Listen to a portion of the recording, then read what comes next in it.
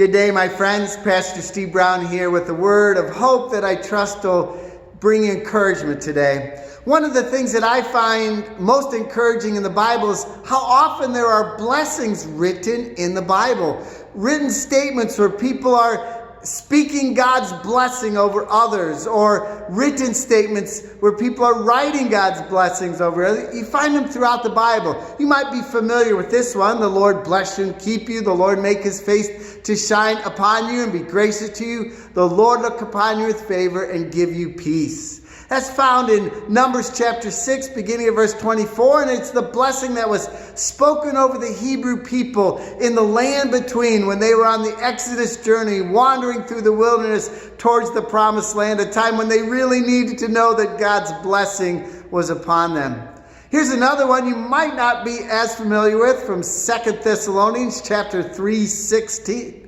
One of the great 3:16 verses in the Bible, in the New Testament I should say. It says this: "May the Lord of peace himself give you peace at all times and in every way." What a great blessing. It seems that Christians have followed the example of the Bible, and we are often speaking God's blessing over people or buildings or animals or food or events or sporting events or all manner of things. We're always speaking God's blessing over them. Now, I think that's appropriate. I think it's needed. I think it's reassuring. I think it's cool. Because here's the thing.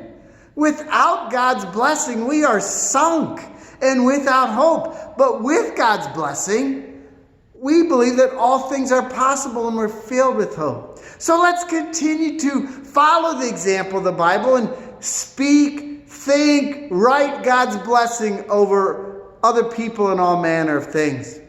Now, we're going to do that this Sunday in a way that we often do the first Sunday of the year when we ask God's blessing on our house of faith here at St. Luke. We're going to encourage you to do the same at your own house, since we're spending a lot of time in our houses these days, and we're going to ask God's blessing on the people in our house, everyone that comes into our house, or all the events, all the goals, all the plans that happen in our house.